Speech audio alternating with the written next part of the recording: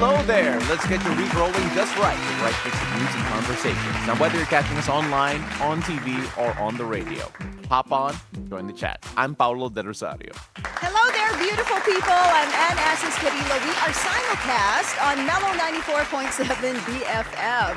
Here's your daily dose of deep dives and good vibes. Welcome to Beautiful day! Well, it was a rainy day yesterday. Still a bit rainy Still today. rainy today, yes. Flooded in some areas. Yes, I saw yesterday there were a couple of networks who were actually showing na baha sa Aurora and then baha sa Araneta.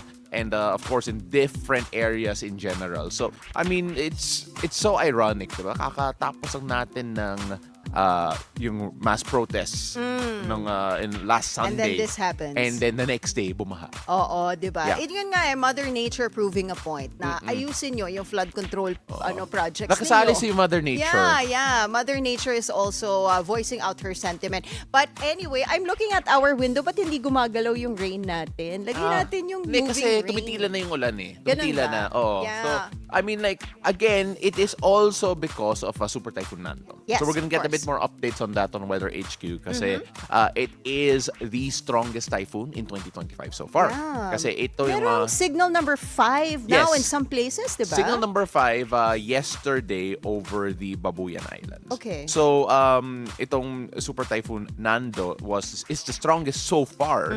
And of course, we're still watching an LPA coming into the Philippine Air Responsibility that has a medium chance into turning to a storm, and it is projected to go through southern Luzon and the Visayas region. So you'll hear more about that on Weather HQ. It's just that syempre nag-aaral ako just to show everyone. But of course, And you did the weather report We last did. night. Oo. Yeah, you were there at the Pag-asa headquarters, right? I know. I had a chance to talk to some of the weather specialists also. They were comparing this to Bagyong Julio and Bagyong Marce Okay. last year. Alright. So a bit of similarities for those wondering how if you can compare this super typhoon to the super typhoon Yolanda back in the day. Yung typhoon Yolanda kasi yung lakas ng hangin niya nasa 300 kilometers per hour, give or take. Ito I think yesterday sa peak niya was around 215 kilometers per hour. So Okay. medyo malayo pa, but still super typhoon category is 185 kilometers per hour and above. So that's the state of the weather that we had when it comes to Sinando. Again, more about that later. But we are live on YouTube, Facebook, and all these places. And Anne is watching your comments, so make sure you say hi to her in particular. Kasi nalalonely siya minsan eh. Lonely. But we have a comment section there. Please do send us your requests. I always say requests. Feeling ko kasi nasa radyo tayo No, sa pwede. setup. Well, pwede naman requests, We actually. are on radio. We are on radio, yes. Pwede namin i-send sa Mellow 94.7 BFM DJs on board right now. But if you have requests, gusto nyo pag-usapan naming topic on the show, you can do that by sending it through our comment section on Facebook and on YouTube as well. If you have messages, Coach Vee is going to be back. Oh yeah, Right? Coach Vee is back. fresh from her British Yes. sojourn. She is back.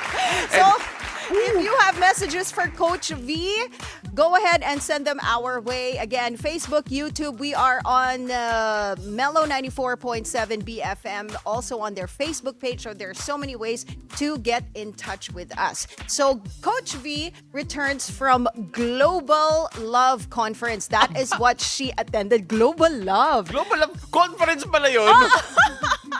Global Love, right? So hindi lang siya pang Philippines, pang local, but globally, internationally, and she's got some tea to serve. May mga holding hands pa siya. Tapos may personal chauffeur. Yeah, kasi may soft launch na nagaganap on her Instagram account. So if you're Grabe. not yet following Coach Vee, go ahead and do that right about now para makita nyo what we are talking about. And later on, let's ask Coach Vee, paano nga ba nagkaroon ng term na soft launch. Diba? Where did that term come from? And also later on, Wala pang grand opening kasi. Diba yung mga soft launch? Soft launch muna. soft launch sa events. But in Oo. relationships, Tapos meron grand na rin opening. soft launch. Soft opening pala kapag Soft restaurant. opening. Sorry, mali pala. I think soft launch tapos soft opening. Soft opening. Parang mali yata yun. Anyway. Teka lang, Oo, baka teka lang. mapupunta sa ibang usapan natin. But anyway, we will have a guest. Yes. Her name is Dani Buenvenida. She's the host of this podcast called Landian with Dani B. Ooh. Pang Gen Z yun. Oo, yeah. Pang Gen Z. So, she actually is a student of Coach Vee. So, we're reuniting yung mentor and yung student. Yes. Oo. And of course, bilang members of Not Gen Z, Okay. I would like to be informed about yung mga dating habits ng Gen Z. Kasi may kapatid ako na Gen Z. Oh, ayan. Oo, Would you really want to give dating tips to your younger no. sister? Gusto ko lang malaman kung anong galawan nila. Okay. Para alam mo kung paano mo Oo. babantayan. Kasi you have to know your enemy, diba? Yeah. So, yan yung importante. Oo, keep your enemies closer daw. And you know what's interesting with our guest later, si Ayun. Dani Buenvenida, she is going to talk about this experimental series that she's doing, 25 dates in 2025 at 25 years old. 25 first dates, I believe. 25 first dates. First dates Grabe yan, no? in 2025. So within the year, she needs to have 25 dates. Alam mo, bilang 35 How many years dates? How many? Ikatanongin kita. Doon sa, romantic history mo. Romantic history? Romantic history mo. Ano yung pinakamaraming number of dates you've had in a year? First dates, Parang loaded yung question na to, Parang ayokong sagutin. But, Ito yung pinakamarami. Like, well, not 25. not 20. Kasi- less or more? Less. Far Far than less. 25. Grabe naman Okay, kung okay. more. Malay ko ba may pogi problems ka eh. Hindi, kasi generation natin, Okay. mahirap kasi wala pang apps, diba? Ewan ko. Well, no, I mean, ako, Sa generation ko kasi. when I was in college, wala, pahirapan eh. When I was in college, pahirapan in a sense na tipong kailangan may courage ka talaga para lumapit sa isang babae, You diba? know what? That is true. Oo, like yung mga tipong napapainom ka talaga. Oo. Di ba Bago, kinakabahan pa lumapit yung mga ka. boys Yes. na mag-start ng ligaw? Yes. Uso pa nga nun yung ligaw. I don't know, do people ligaw pa rin until now? I'm sure they do. Okay. I'm sure but, they do. But what pero- does ligaw look like now in this day and age? Yeah, but then, again, looking at yung sa college life ko, dati, Naks, you ito need mo, to be... paano manligaw si Paolo Hindi, de Rosario? Importante yung mga wingman at mga kaibigan mo. Kasi That's true. they need to encourage you. Kasi ikaw nahihiya ka. Shy type kasi ako eh. So, yeah, we're gonna have that later on. Kasi syempre maubusan tayo ng pag-uusapan mamaya. But, Baka of isipin course, ng listeners natin on Mellow 94.7 BFM. Yes. Complete, na baka ito lang yung topic natin. Of course, we have a lot to talk about. Yes. Kasi mamaya, actually right now, we have to go into the news at ang daming nangyari. That's right. Sobrang daming nangyari. So we are gonna go through it one at a time and then try to figure out what has happened. But before all of that, we have to check out about what's happening on the road right now. That's right. Let us check the situation in major thoroughfares at this hour. Here is what's happening along EDSA Quezon Avenue flyover if you are headed to Quiapo. Left side of your screens, you are seeing the vehicles heading to Quiapo. We're seeing moderate traffic already on that lane. Opposite side, right side of your screens, those are the vehicles heading to Quezon Memorial Circle. Light to moderate traffic there as well. Now, here is a look at EDSA Orense in Makati. On the left side, you're seeing vehicles heading to Pasay City. Light traffic on that lane. Opposite side, same situation. Right side of your screens, those are the vehicles heading to Shaw Boulevard. Everything green and go. Heads up to motorists, the expanded vehicle number coding scheme is in effect aside from Makati City, which has suspended due to inclement weather. So, coding in Makati has been suspended today. It's Tuesday, so vehicles with license plates ending in 3 and 4 should be off the road right about now until 10 a.m. and again later from 5 p.m. to 8 p.m. And we got some bad news for motorists. There is another fuel price hike this week. Oil companies are increasing the price of both gasoline and kerosene by 1 peso per liter and diesel by 80 centavos per liter. Industry sources say the price hike is due to possible supply disruptions amid the ongoing Russia-Ukraine war, as well as increased demand for diesel in the Northern Hemisphere.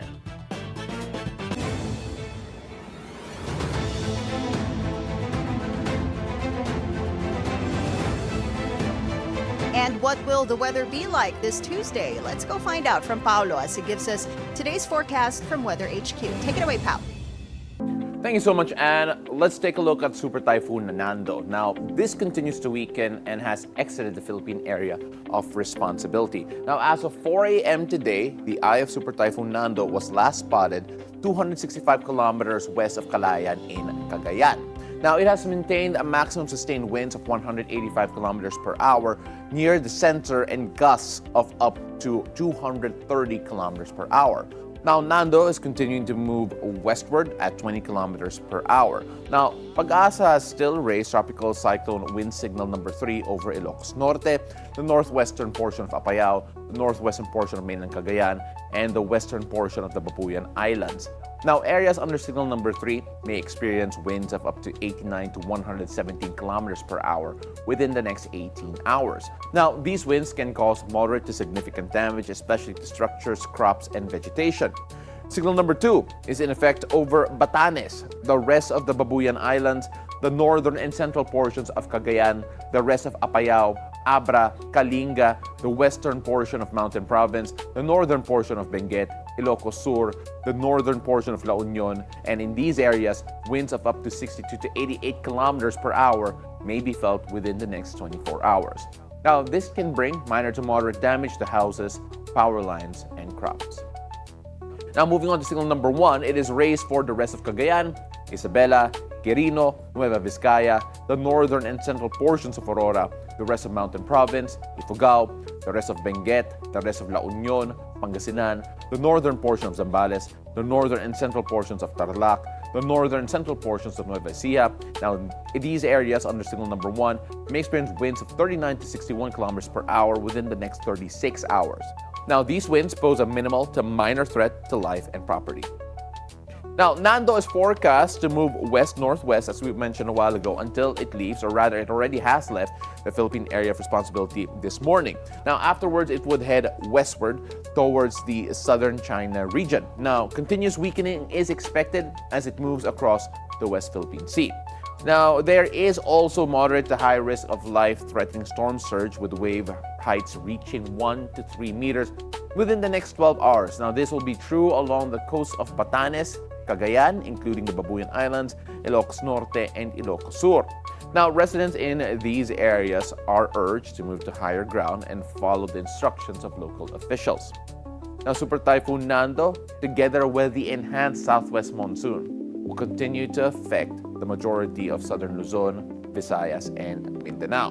Now, stormy weather will continue to be experienced over in Ilocos Norte and Ilocos Sur, as well as Apayao, Abra, Kalinga, Mountain Province, Batanes, and the Babuyan Islands. Now, the public is advised to stay safe and avoid all unnecessary travel. Now, rain with gusty winds will also affect the rest of the Ilocos region, Cordillera, and the Cagayan Valley. Residents are advised to be extra cautious, especially when going outdoors.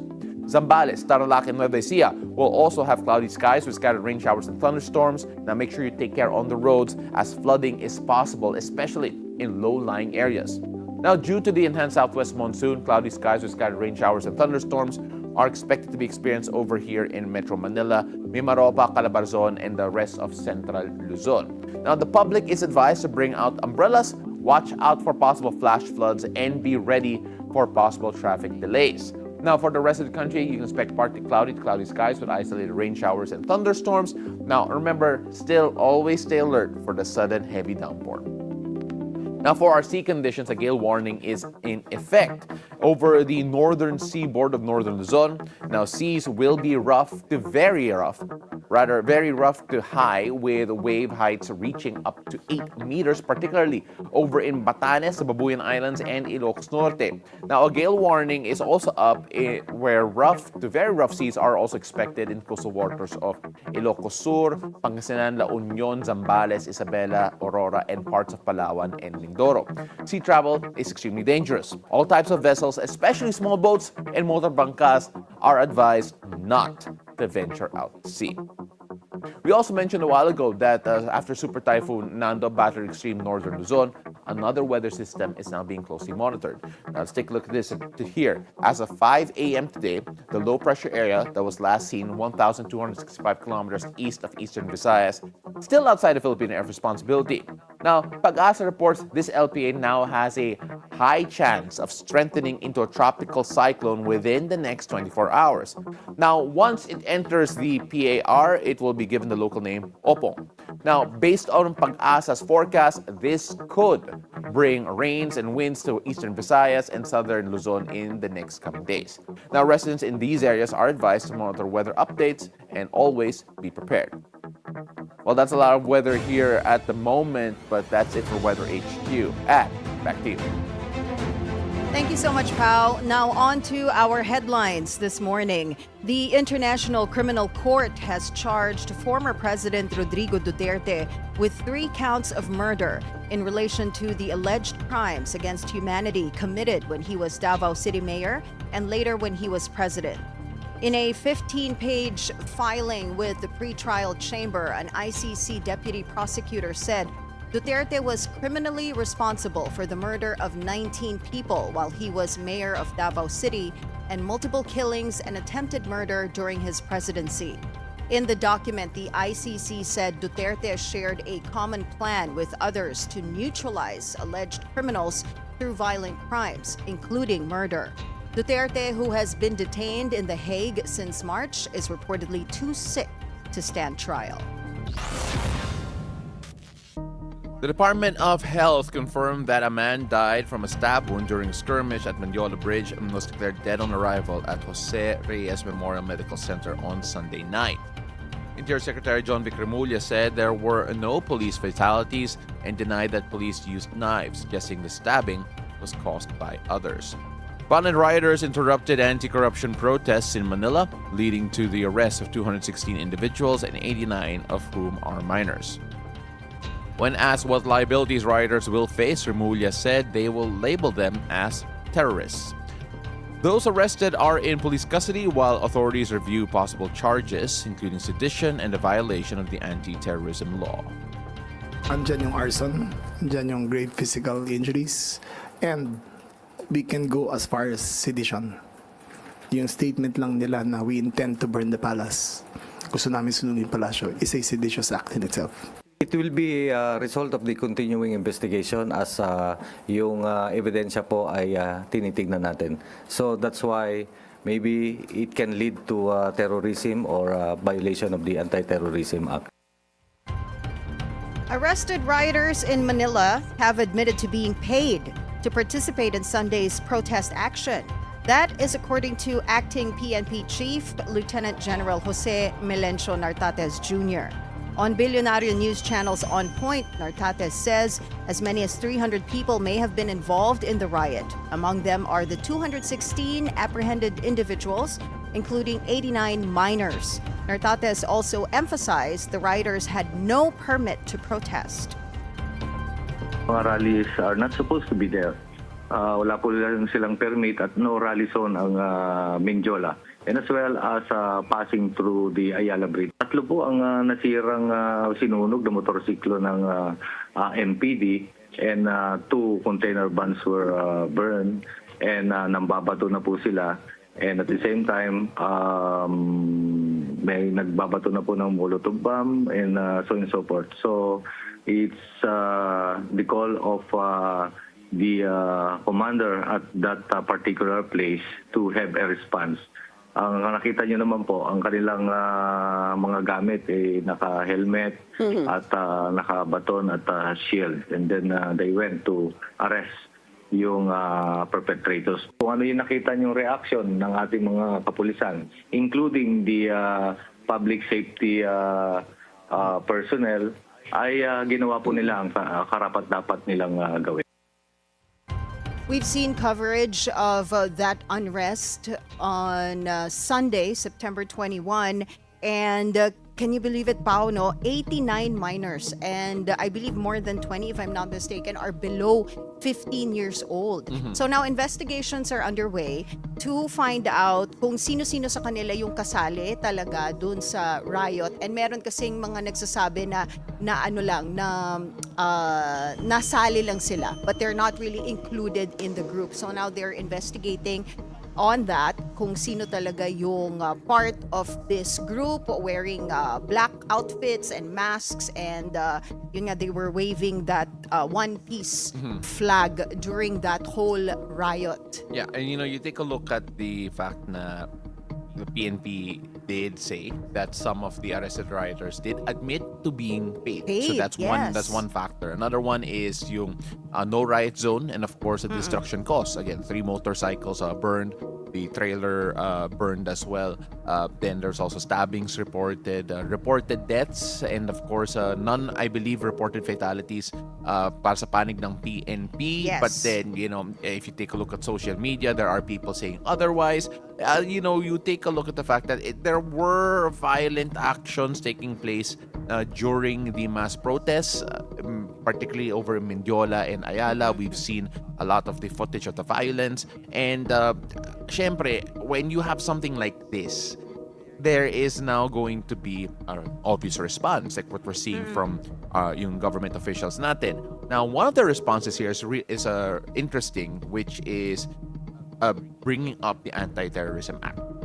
And that would label some of these rioters as terrorists. Yeah. Now, that could be problematic for some people, for some lawmakers, for some people who are saying that they were just expressing rights nila. Yeah. But again, klinaro nga ng PNP na that Mendiola was a no rally Yes, zone. wala silang permit. Wala silang permit. Yes, those areas where they started the riot, they have no permit on those certain locations. Well, talking about those concerns, by the way, this leads me to the next point, because a lawmaker is concerned that Sunday's riot in Manila could be used by authorities to crack down on future protest actions.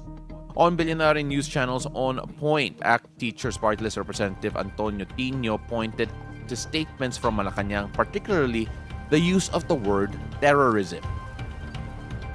Yung naganap na malawakang protesta nationwide, simula pa lang po yan. No? And tingin natin mas lalaki pa ito in the future. So ang pangamba natin ay gagamitin itong dahilan para pagbawal o maghigpit sa mga protesta sa inaharap. Tino reminds the public to see the bigger picture. Bakit ba nangyayari ito? Galit ang taong bayan dahil nga sa walang kapantay na level ng pandarambong nalalantad ngayon. No, so let's not lose sight of that. Well, again, we were talking about this a while ago, and just the whole concept of labeling these particular rioters, yung mga nasa Manila in particular, especially those in Mendiola and Ayala Bridge, as terrorists because of yung mga actions nila, and of course destruction to property, public property, and of course property of the MPD. So again, as much as I understand the reluctance for them to be labeled as terrorists and they could be used in the future, diba? I believe that it was not, at least a peaceful protest. I believe that has not been thrown about towards them when compared to what happened over in Mendiola and in Ayala Bridge. Alam mo, kung isipin mo, parang kawawa naman din. Yes. These people, these young people who were arrested because some of them nga have admitted na parang hinatak lang sila. Hinatak lang sila, and yung iba binayaran lang sila. And you know, the people behind this riot, those who allegedly paid these young ones to make a ruckus during that time, hindi naman sila unless the names are revealed, hindi sila affected dito. Yes. Kawawa yung mga kabataan na hinuli ng mga pulis. And I'm looking at this article on Politico. And according to this article, merong mga alleged names no, na involved dito. Sila yung mga mastermind of the anti-corruption rallies, no, yung mga riot na nangyari dyan. And they are stalwarts daw of the Duterte-led PDP laban and a former Manila lawmaker, according to this article on Politico. Now, if this is true, di ba, parang what is the purpose? Yeah. So, I mean, like, there's that as well. Sinabi din ni Mayor Isko Moreno, I believe yesterday, when we heard him talk to our Paolo Barcelon, where there were suspects already in mind in terms kung sino yung mga mastermind. Actually, on the Politico article here, there are names named already. There are names I'm named, not sure if I can say it on air, but if you guys want to check it out, it's on the Politico PH Instagram. Yeah, actually we can because it is on Politico. Okay. Authorities are investigating the possible involvement of lawyer Ferdinand Topacio, former Executive Secretary Vic Rodriguez, former Manila City Administrator Bernie Ang, and ex-Manila Congressman Harry Angping. Yes. So those are the alleged names behind the riot that happened in those locations on September 21st. But I'm sure that, again, investigations still be ongoing, and there are still a lot of words to be said in terms of their defense as well. Yes. So again, all of these are still allegations, and we're going to see whether or not it would develop further. Because at this point, I believe, especially kapag paid rioting, you know, and then there have been, look, we've seen all the fires. We've seen the burnt motorcycles. Yes. We've seen the burnt the trailer container. So, I mean, there's strong visuals, and may mga nasaktan. There are people who were stabbed. There are people who were critical. There's at least a couple of deaths that have been reported, not necessarily confirmed. So they're pointing out na the victim that was stabbed daw by the police, which of course the PNP denies, yes. right? And madali namang makita yan because there was media coverage, and there are also CCTV cameras there, Yes. yung mga MMDA cameras. So investigations are underway, and we'll see. Yeah, I mean, like, again, very striking visuals. And on the, I don't know if this is the lighter side of things, but then people have also compared some of the riots that we saw in Mindiola to some of the ones we've seen in Indonesia and in Nepal, wherein there have been a few government buildings that were actually set on fire. Oh, yes. Dito sa Even the houses of some politicians. Yeah, diba? dito sa Corrupt Manila, politicians. lobby ng isang motel. yan daw yung nasudog. But then again, it's a dark humor for sure. Pero at the end of the day, relatively peaceful majority. That's what we saw in the mass protest. This is in Mindiola and Ayala Bridge in particular.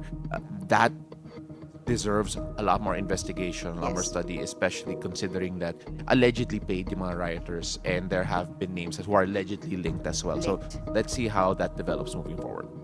And we move on. House Speaker Boji D says he is in favor of making the SAL-N, or Statement of Assets, Liabilities, and Net Worth of members of the House of Representatives, public. During a Monday interview, D says this may be a necessary step for Congress and the government to regain public trust amid the ongoing flood control scandal. When asked if he was willing to make his own SAL-N public, D answered, and I quote, "Yes, if needed, why not?" This is exactly what the protesters want to happen. They were requesting right? it, Yes, publicizing the SAL-N, aside from the other things that the protesters, we taxpayers, are asking for. Syempre, pagtanggal dito sa mga government officials involved in corruption, removal from their posts, and managot to be makasuhan, diba? And makulong kung talagang proven na involved sila dito sa anomalous cases.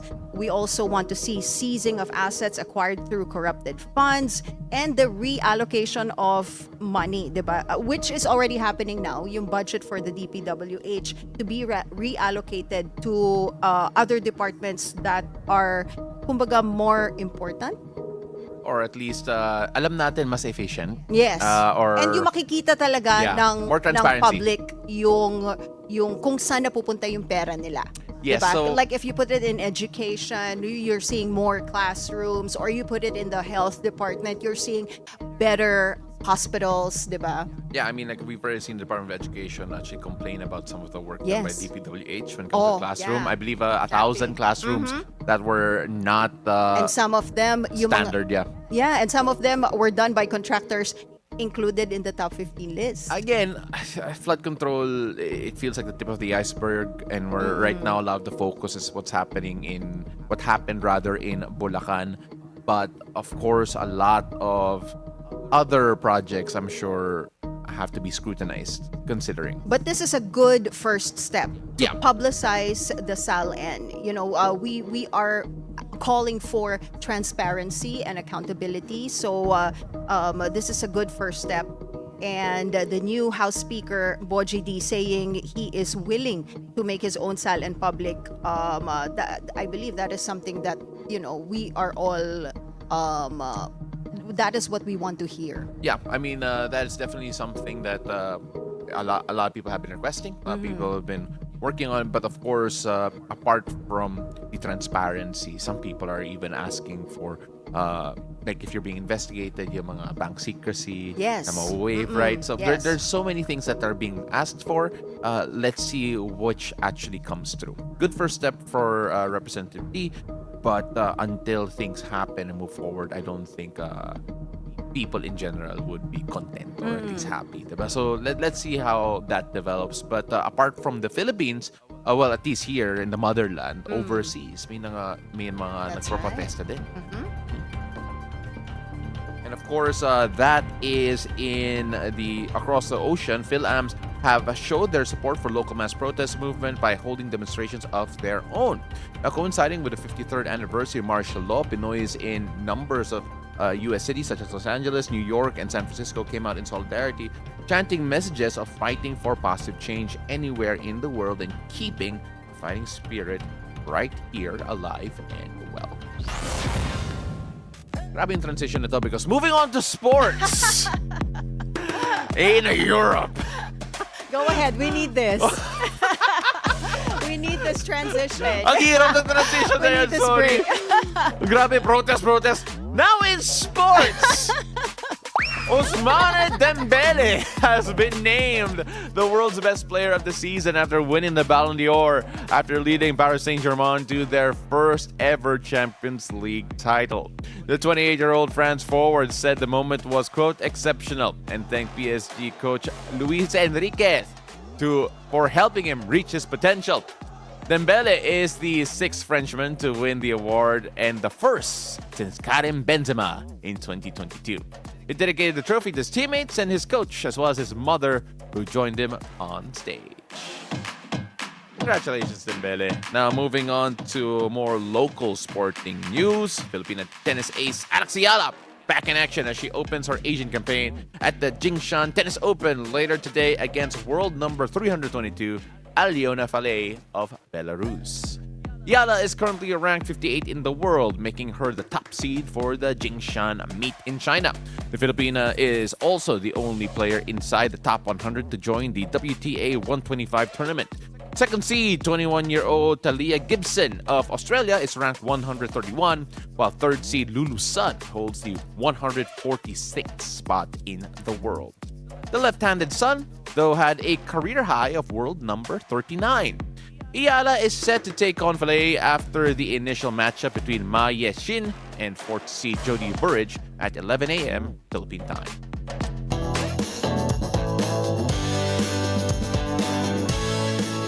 All right, first cup of tea this morning. PBB breakout star Shuvi Estrada is getting dragged online. That is after a video of hers from earlier this year resurfaced on X. In the clip, Shuvi appears to share her sentiments on former President Rodrigo Duterte's war on drugs, that she is thankful for how it supposedly curbed drugs in her area.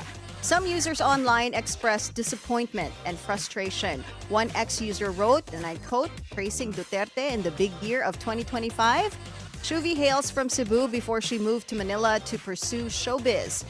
Estrada easily became a Gen Z favorite for her Pinay beauty, relatable humor, and down-to-earth personality. Her viral clip on X has now over 4 million views. So this is what we were discussing before the start of the show. Sometimes when you come out with a side or you choose a side and then you air your side, diba? Minsan you get attacked. Yeah. If you remain quiet, you don't choose a side, you still get attacked. So saan tayo lulugar? Well, here's the thing.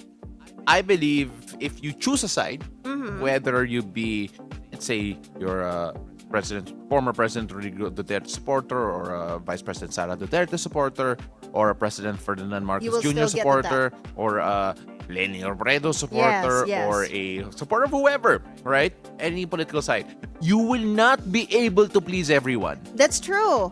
You will get haters no matter whose Yeah. side you pick. And you will always say, hindi, trolls lang yan, who are attacking you. There will always be Yeah. a Kasi bit of iba-iba blowback. tayo eh. There's pro-admin, there's Yes. anti-admin, there's pro-Duterte, pro-VP Sara, pro-President Marcos.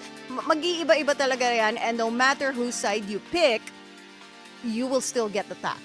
Yes. If So, nakakatawa doon, if you don't pick a side and you remain quiet, you you still get attacked. Oh, Diba? especially if you're vocal about other issues. Yeah. I mean, I understand. Not even nga eh, because a report last night on Agenda, si Mo did this news item na si Catherine Bernardo is being attacked also because she remains quiet. Yes. Wala siyang any posts about yung September 21 rally, the corruption, wala. So she is being attacked. And hindi naman, actually, Catherine Bernardo is not really known to be vocal about certain matters.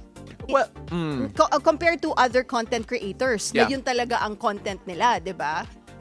Yung airing their opinions on things, di ba? So, yun nga, if you choose to be quiet, you're attacked. If Yeah. you choose a side, you're still attacked. Well, so, di mo na alam. That's true. But again, it's a slippery slope, and I think Catherine in particular, people remember that she used to endorse political candidates. So we'll find out again how this develops, and of course, let's all be nice, especially with what happened in the United States. Actually, there has been some movement when it comes to that. Yes, if you are a Jimmy Kimmel fan, then we got some good news for you. This is our second cup of tea. Disney has announced Jimmy Kimmel will be going back on air this week. This comes 6 days after his suspension over comments the late-night host made regarding U.S. President Trump and the death of Charlie Kirk. During their announcement, Disney said they felt some of Kimmel's comments were ill-timed and thus insensitive, but reached a decision with Kimmel to return to the show on Tuesday this week. Over the past week, Kimmel's supporters have been protesting this suspension. This includes an open letter from the American Civil Liberties Union signed by over 400 celebrities, including Tom Hanks, Meryl Streep, and Jennifer Aniston. But sources say Disney made the decision to reinstate Kimmel in the company's best interest rather than external pressure. So Jimmy Kimmel is gonna be back. Yes. But I do hope that they don't ask him to apologize for his Well, I wouldn't be comments surprised if on there air. was apologies made, because I wouldn't be surprised. And to be honest, That was their demand. I saw the article that they wanted Jimmy Kimmel to do a public apology on the show, and Jimmy Kimmel vehemently refused. Let's see. He cannot not address it, at the very least. He cannot not address it. And it's also nice to see that both political spectrums actually are in favor of Jimmy Kimmel coming back, because of the reason why is even why Republicans are okay with it. It's because the initial demand, or at least what people are saying is one of the reasons why, is because of the FCC pressure, which is a government organization, right? To actually impose soft power on the ABC network to take out Jimmy Kimmel, or Disney to take out Jimmy Kimmel's show.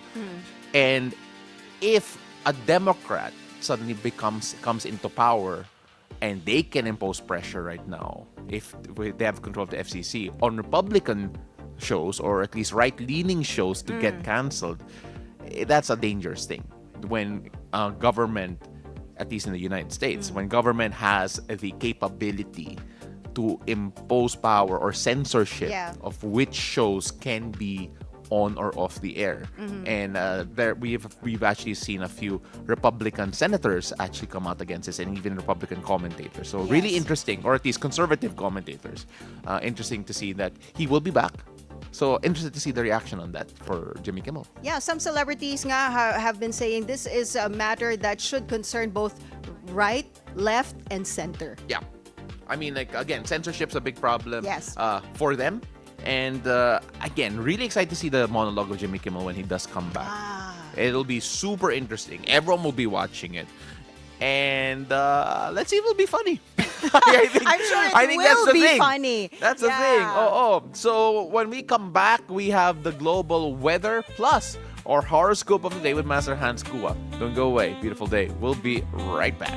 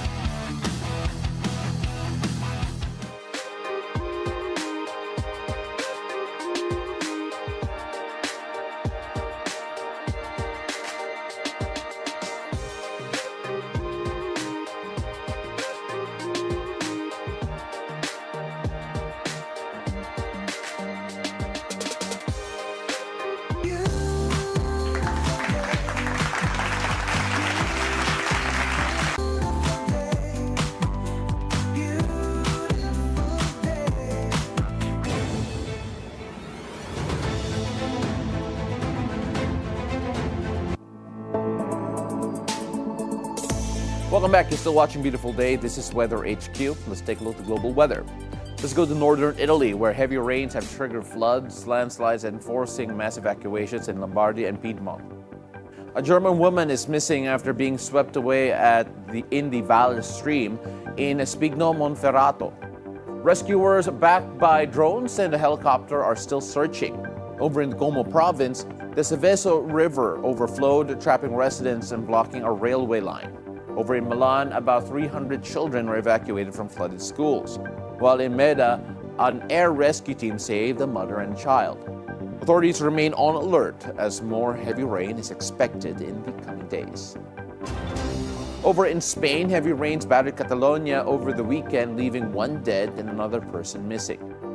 Local authorities confirmed that the fatality was a minor, believed to have been traveling by car with his father when their vehicle was swept away by floodwaters in San Quinti de Mediona over on Sunday, September 21. On Monday, search operations continued for the missing person, with 87 firefighters mobilized to the area. In some parts of Catalonia, rainfall exceeded 100 liters of water per square meter, causing flash floods and severe disruption. Still in Europe, we go over to France, where torrential rains and heavy flooding have left one dead and forced the postponement of major sports events. A rugby match between Toulon and RC La Rochelle was stopped on Sunday after heavy rain turned the field into a waterlogged pitch. Footage showed fans under umbrellas as the game was called off. A football game between Paris Saint-Germain and Olympique de Marseille was also moved to Monday. French media said a woman died in her car in northern Brittany, while thousands lost power in the southeast. Well, that's it for Weather HQ at the moment, and back to you.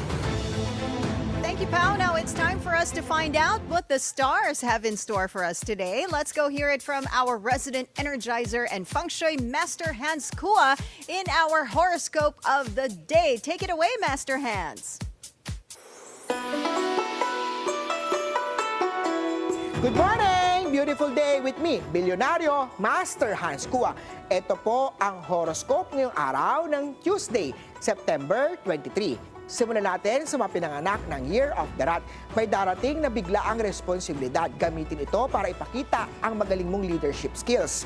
Red at 5. Kay Ox naman tayo maglakad-lakad kahit saglit para gumaan ang pakiramdam. Blue at 4.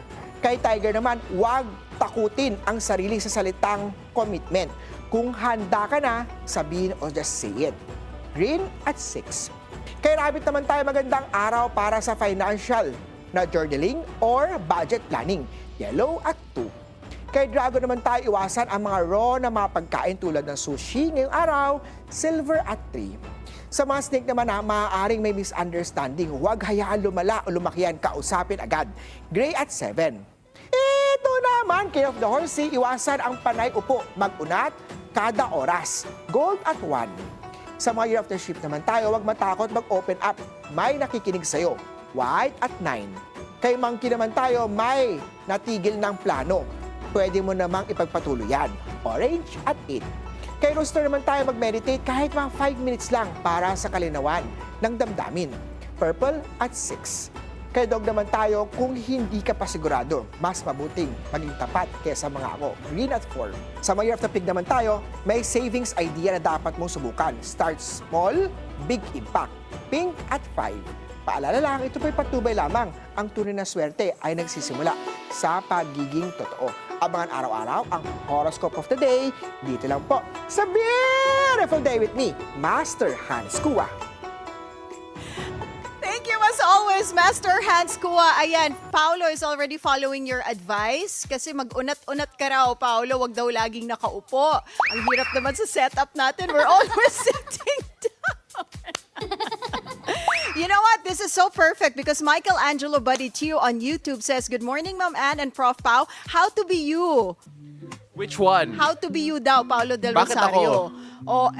Idol ka niya eh. So ayan, Michael, you have to follow what he's doing. Mag-stretching daw tayo, stretching Michael. daw. Yeah, especially if you're year of the horse. Horsey. Sa akin naman, wag daw akong matakot mag-open up because people daw will listen. Ayun na nga pinag-uusapan natin kanina during RT eh. Minsan hindi mo alam saan ka lulugar. If you remain quiet, you get attacked. If you choose a side, you still get attacked. Kaya guys, Hirap eh. get used to being attacked na lang, okay? Oo nga, you know what? Mag-relax na lang kayo. Di ba nga, don't read na lang daw the comment section. No, mahirap yun. Some celebrities, they do that eh. They don't read the comment section. So both negative and positive comments or messages, they just ignore. I think we're at that age na wherein naging normalized na you are being attacked. Yeah. Like pati You hosting. can't- I mean like me personally, pati events hosting na lang.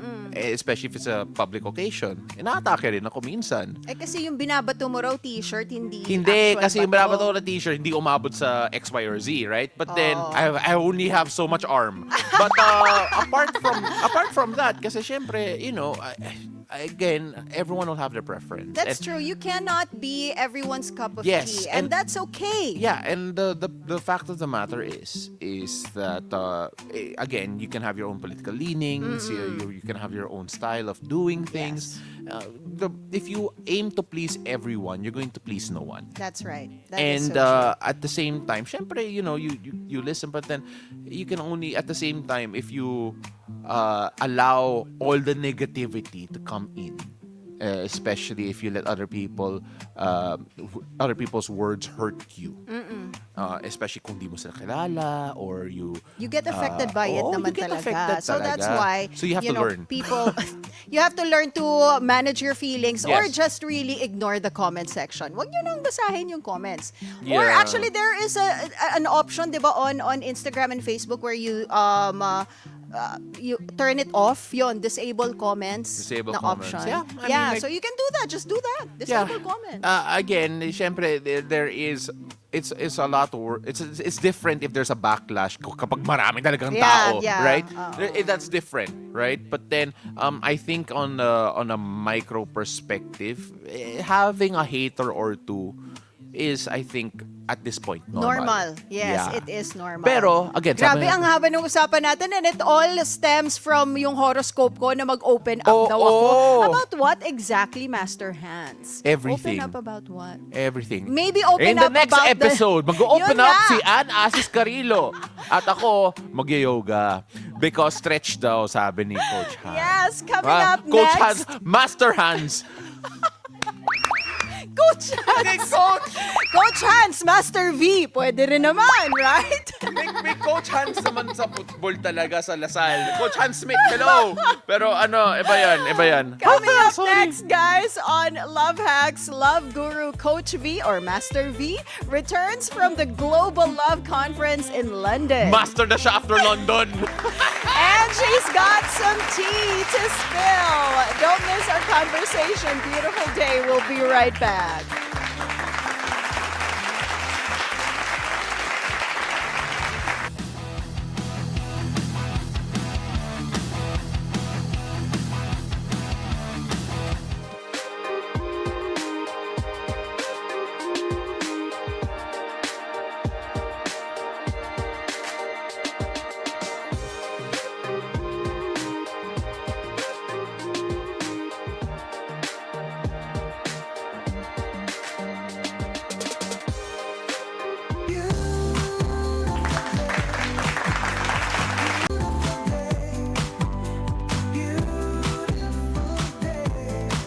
Welcome back to Beautiful Day. We go up close and off script in this special episode of Love Hacks. I like that, off script. Dating Coach Vee returns from the Global Love Conference in London, and she's got some tea to spill. Love hacks, we got you. No need to be sad. Beautiful Day, Coach Vee. Welcome back. Do you have an accent? Beautiful day. Not enough days to pick up the accent in London, but hopefully next time. So how was your trip? And what were you in London for? Ano ba itong Global Love Conference? We were talking about that off the air kami ni Pana. Global. Yes, my love, just imagine a room full of cupids and matchmakers. That's what the Global Love Conference was. So, lahat ng mga US certified matchmaker from the US, from Europe, from different parts of the world, as well as dating coaches. Imagine mo, nagsama-sama kami for 2 days just to talk about love. How can we find more love for more people? Basically, that was the point of that 2-day conference in London. And we do it every year. That is so interesting. Kasama ba doon yung finding love for yourself also? Kasi, just wondering. Oh. Naman. Anong nabalitaan mo pa? Ano ba nabalitaan ni Pao? Wala, tanong lang. Kasi you're there learning about more about finding the love for other people. Yes. Pero how about for yourself? Yeah. Actually, yung Global Love Conference, part pala talaga nun is hindi lang helping people find love, but also realizing that if you want other people to find love, dapat ikaw mismo, hindi ka takot sa love. So, yun ang naging number 1 lesson ko doon. Okay. Bakit? Dati So, takot ka ba sa love? Natatakot akong magkamali just like a lot of other That's people. true. Okay, Because okay. knowing that I have a following, I don't want other people to look up to me in terms of love, and then I fail at it. So they feel na, okay lang pala to choose wrong. Okay lang pala na, you know what, that you don't really, do well in love. So that's why during that London conference, after the work, naisip ko, baka it's also time to show the world na even if you don't know the ending of one thing, that you could, just jump and take a leap and try it for yourself. So, I tried it for myself. Yes, kasi may sinoft launch. You soft launched Yes. somebody recently. Correct, Tell us all correct. about it. Spill the Sorry. tea. I did. It looks like it's very new, but this was 2 years in the making. 2 years? Yes, 2 years of Ooh. courtship, 2 years of getting to know each other, Okay. of long distance because I'm with somebody who's, who's not a Filipino.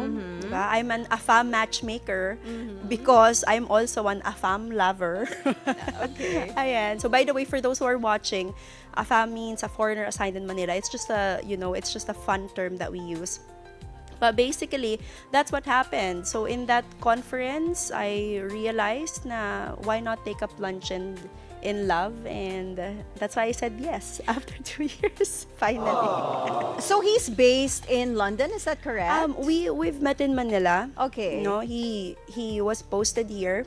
And then after that, he had to return to the US. But every time I go to London, he also goes because it's just 7 hours away from the US. Oh, so he's from the US. Yeah, he's from the He's US. American. He's American. Okay, He's a okay. US diplomat, but he was posted in the Philippines, and that's how we've met. So, 2 years to soft lunch, tama ba? Yes. 2 years in the making. So, bakit soft lunch at hindi na hard lunch? Good question pa. Oo. And why do people soft launch? Oo nga, ano bang difference kasi nung soft launch, hard launch? You just launch it. Yes, idol ko kasi yung mga Gen Z. Okay. Okay, wait. Pero seryoso, Sandali. bakit soft launch Oo nga. lang? Bakit soft launch? Bakit soft launch? Kasi like knowing that Coach V also is, we're doing content online. I feel like more than the person, mas maganda na kumbaga little by little unfold the story than just one day nag-post na lang ako, 'di ba? Parang I want a hard launch kapag may hard na din sa Okay. So, Yes. are you saying that the difference between soft launch and hard launch is kung ano yung pinost mo? So, if it's just holding hands with someone, that's a soft launch. If you Yes. post an engagement ring, that's a hard launch? Not soft- necessarily. Yes, not necessarily. Soft launch is basically, it's like telling the world that I have a significant other but I'm not ready to reveal the person itself. Kasi pwedeng hindi pa. Pwede kasing... Walang identity. Oo, Like, kaya you yung don't mga- show who okay, it is. Yung Yeah. iba kasi dating pa lang, ibig sabihin they're getting to know each other. Hindi pa sila sure kung matutuloy. Yeah. So soft Parang hindi launch mapahiya. muna. Hindi mapahiya kung Oo. hindi matuloy. Hard launch kasi dapat kapag, kapag... Wait lang ha, the May tita gen- in our group. Oo. May generation gap Is kasi processing. talaga. Kasi sabi May ng generation sabi gap. ng EP natin si Kels, pagka meron ng face, that is already a hard launch. Yes, kapag may Oo. identity But na. I Yes. remember na a couple of months ago, naglabas ng soft launch si Catherine or some celebrity with the face of the partner. Then so hard that's launch still yun. it's still labeled as soft launch. Kasi pwede friends.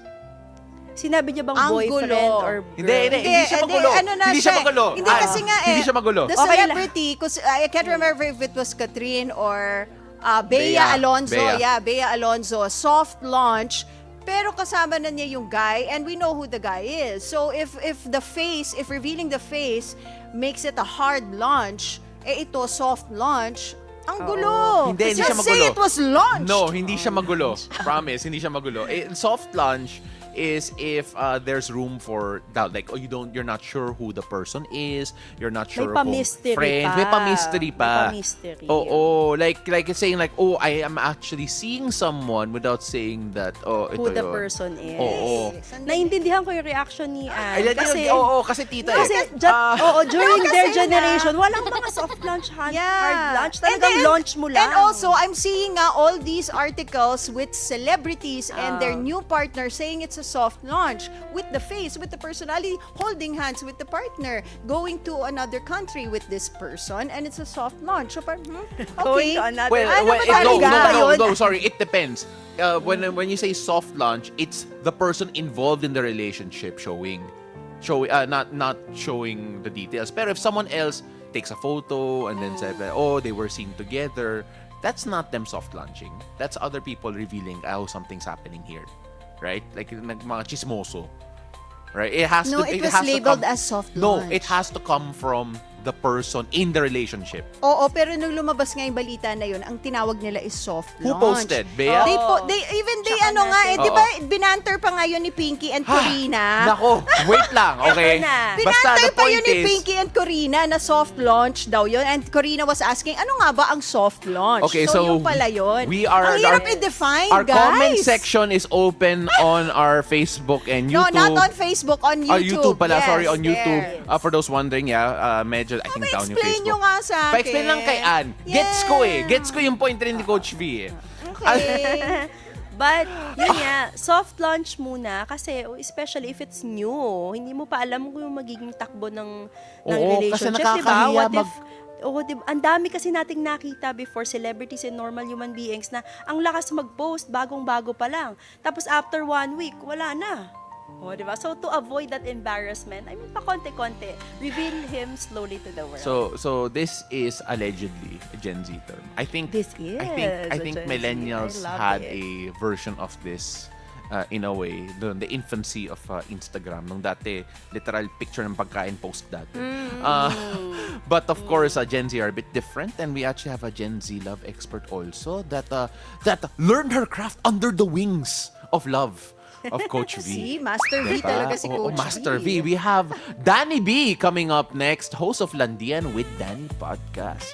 Talks about her experimental series, 25 Dates in 2025. At 25 years old. My goodness! Love Hacks continues after the break. Don't go away. Beautiful day. We'll be right back.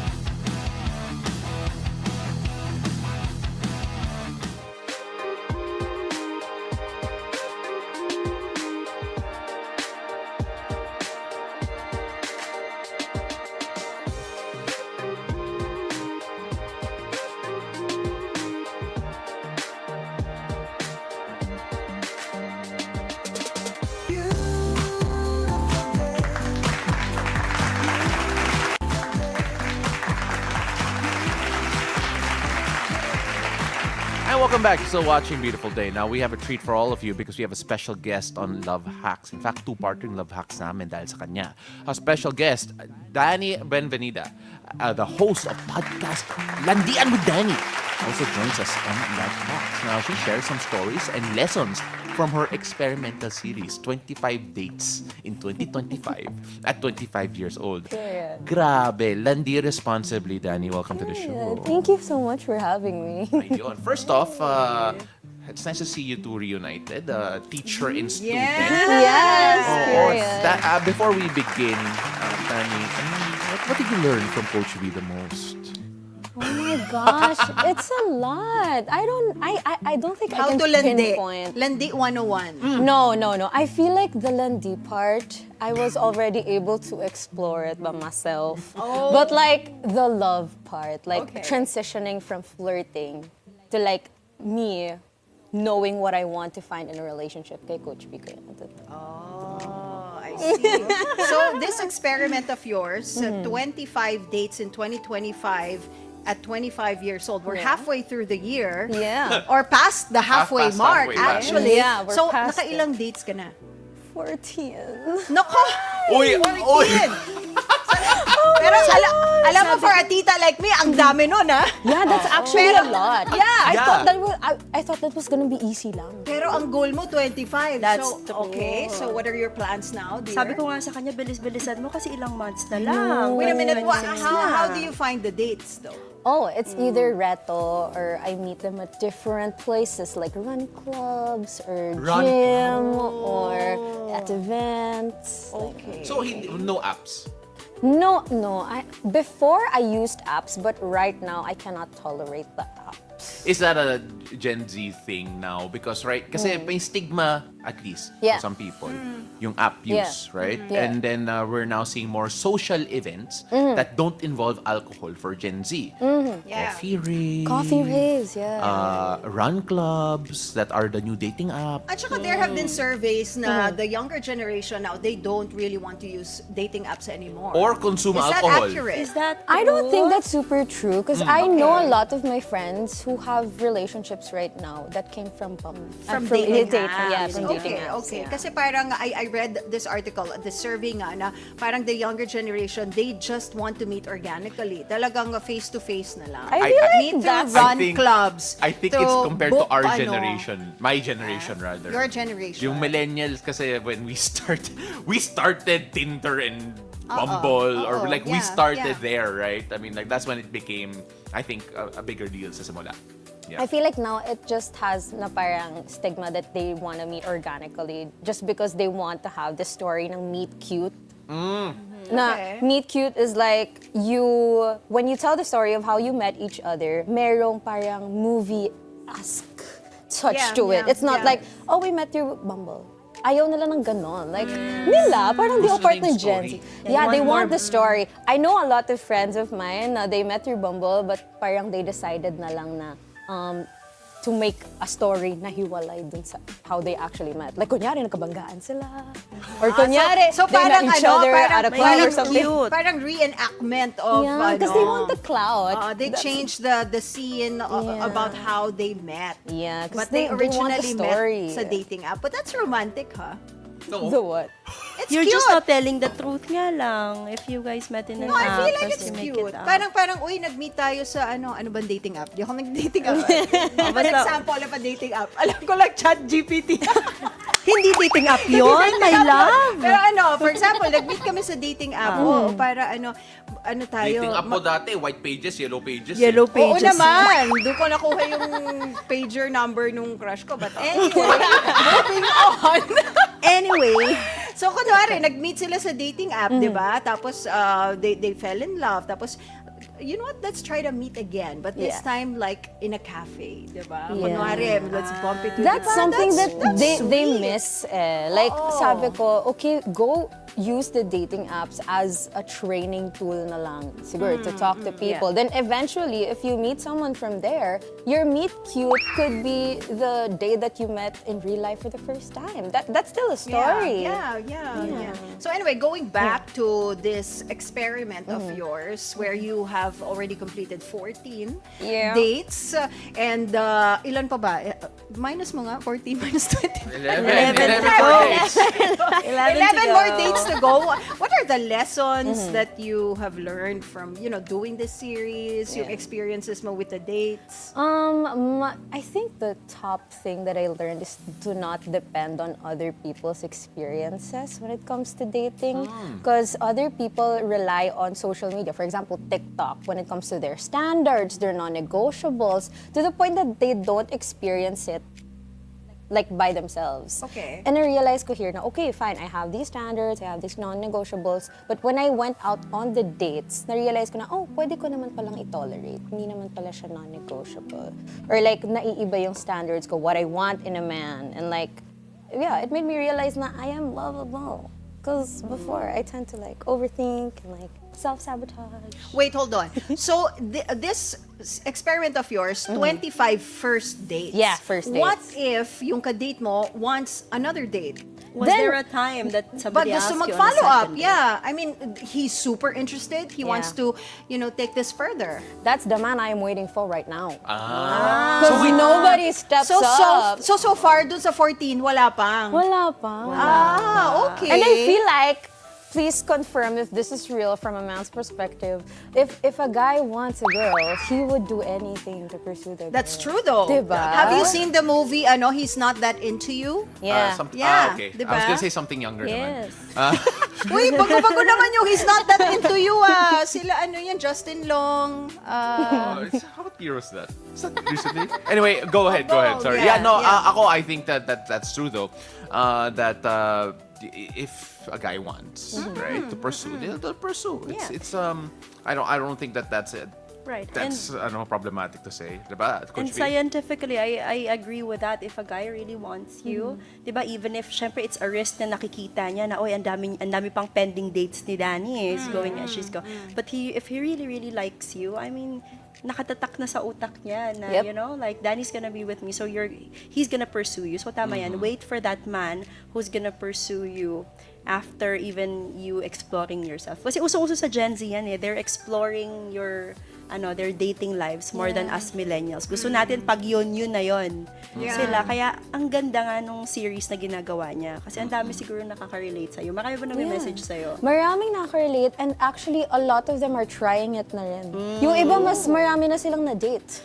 Kasi I have a lot of audiences with the same age as me. So 25, they're also completing the 25 dates. Yung iba nakaka-20 na, iba nakaka-19 na. Or yung iba, they found a relationship, third date pa lang. Right. Oh, that's nice. Yeah. What if that happens though? If, for example, your next date, what's your next date? Meron ka na bang next sked? week. Next week. So, paano kung that guy, so he's going to be number 15. Yeah. What if he, is super interested?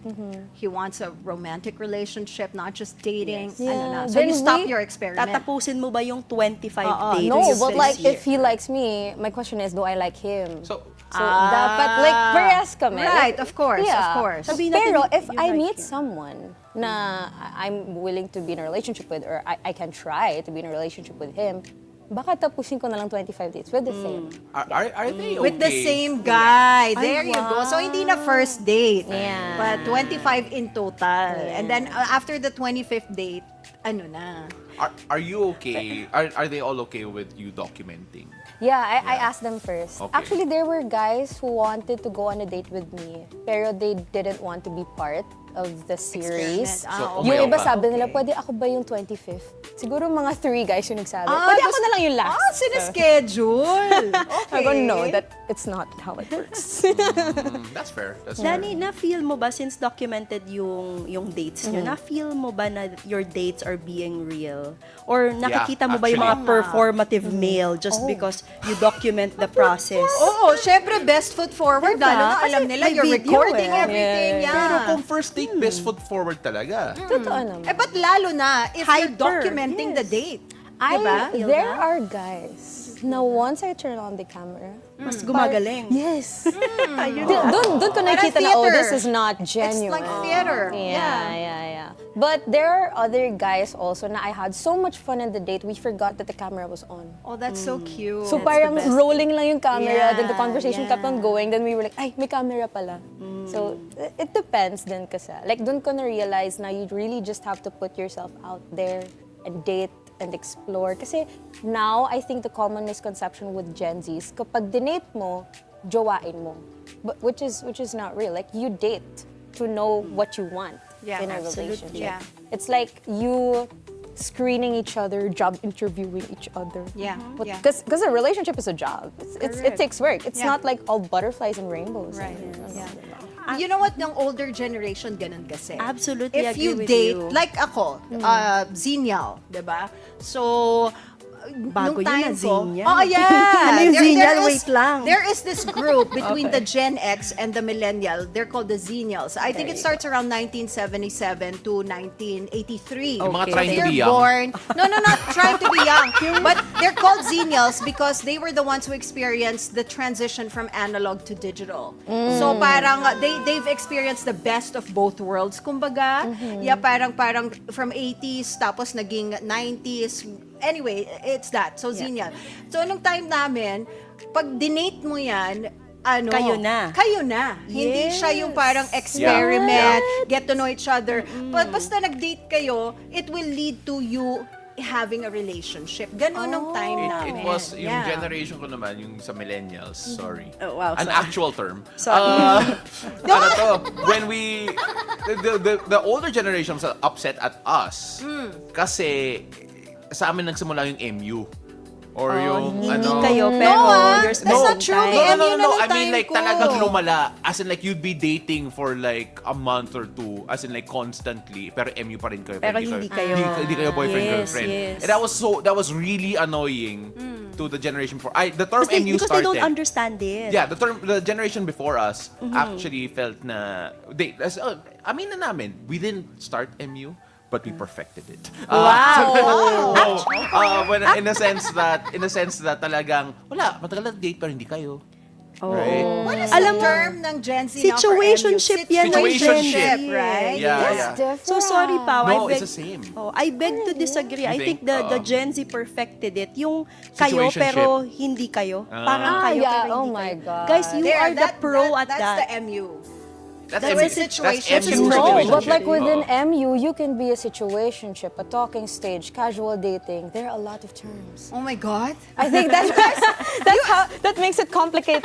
Yeah, it is what I was gonna say. You guys are making it so complicated. Dati sa amin, date kayo, kayo na. Actually, what's great about your generation is it seems more complicated, pero kasi you're doing us a favor. By You're categorizing labeling, it. you're labeling things that we should have labeled nung panahon ng mga nanay at tatay namin.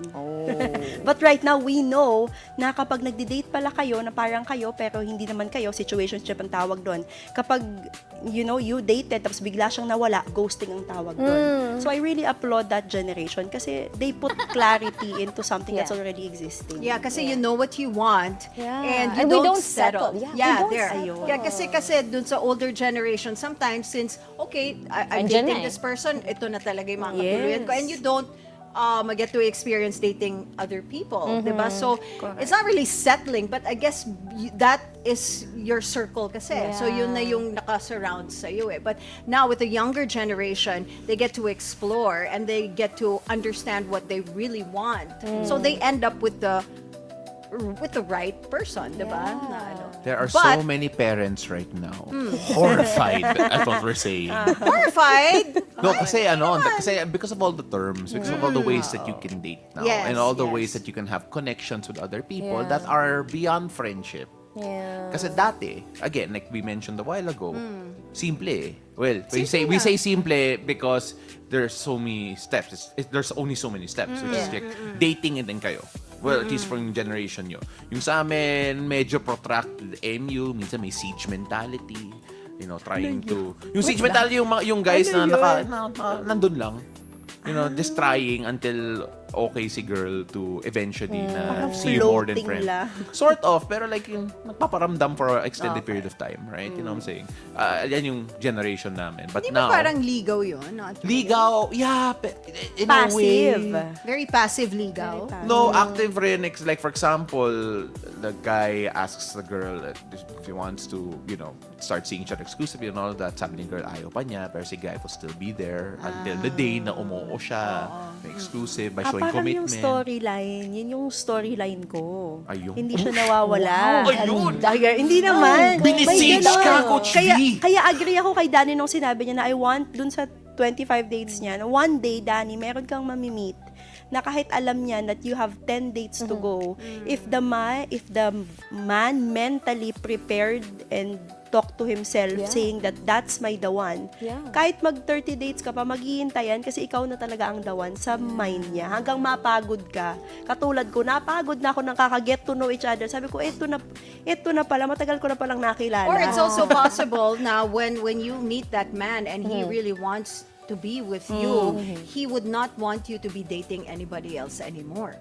Diba? I mean, if a man voices that out, go ka na. Hindi, kasi Come here. tapos you like him also. Yeah. Diba? And then he likes you. Siyempre, yung mga lalaki, I don't want na. Diba? Ako na ang date mo, 25 and beyond. that's plus points though. Diba? Because he knows what he wants. Yeah. So Although if they you're have out there, to reconsider in your case that you are a content creator. So, syempre career mo na din yan, no? Unless they understand that part. yeah, but like I think my flirty butterflies, that's what I call my viewers. They would really love it also if alam mo yun, I find someone from here. I know. Like it's not just for content. I started the experiment for content, Yeah. but when I was going through it, I realized na, okay, I'm getting to know a lot about myself in this process. And I realized na I'm not playing around anymore. I'm not exploring na lang like, I need a husband. I want a husband. You know? Okay, kasi we're running out of time, but I wanted to ask this question for our viewers out there, since your podcast is Landian with Dani B. Ano naman landi tips that you can give our viewers very quickly, kasi Tried and tested. we have a few minutes left na lang. Tested. Yeah. I think for girls kasi now, they're very vocal. So yung guys, sometimes they're scared of making the first move. So minsan subtle touches, it's signaling that you're comfortable with them. Or like open body language. And the favorite nila, holding the bicep. Mararamdaman mo if flex nila. Like, even if they don't go to the gym, mararamdaman mo, titigas yung bicep. Pag-hawak mo yan, bicep. Totoo, di ba? Parang pag hinawakan mo, malambot, tapos biglang nag-firm. Kasi naramdaman nila na hinawakan mo. Tsaka scientifically proven yan. Oh, really? O, yung hand gestures, Yeah. basta light lang. Yeah, basta sa light kamay lang, lang. light lang. Kasi for guys, kapag hinawakan mo sila, it signals na gusto nyo din ako. Yeah. I don't know which generation. And eye contact. I don't know what generation did And eye this. contact. But then, yung kapatid ko dati. Like, my brother would, dati sinasabi niya, kasi pa-gym siya dati. And then, whenever, the way he would show off his biceps, it's not kapag pinipisit. Yeah. Paano? He would do it, this is that, Patingin yan. nakakabit yung nakakabit yung, Sample. yung ginagawa ng kapatid ko is that when he, Gusto lang niya talaga gawin to, guys. gusto ko Mag-flex gawin. lang talaga siya. Ah, ng No, I'm sige, not gonna pagbigyan flex. na natin. First of all, wala akong biceps maayos, okay? I'm cute and cuddly. Pero Yung kapatid ko, what he would do is when he's pointing to the CR. Saan yung CR? Nandun lang. Mga ganun. Oh my gosh, why? Why? Natawa ka. Why? Natawa ka. That's funny. but Matatawa ka. why? And then you have connection. Diba? It's all about that. And that's the only time I'm taking off my coat on this show. All right.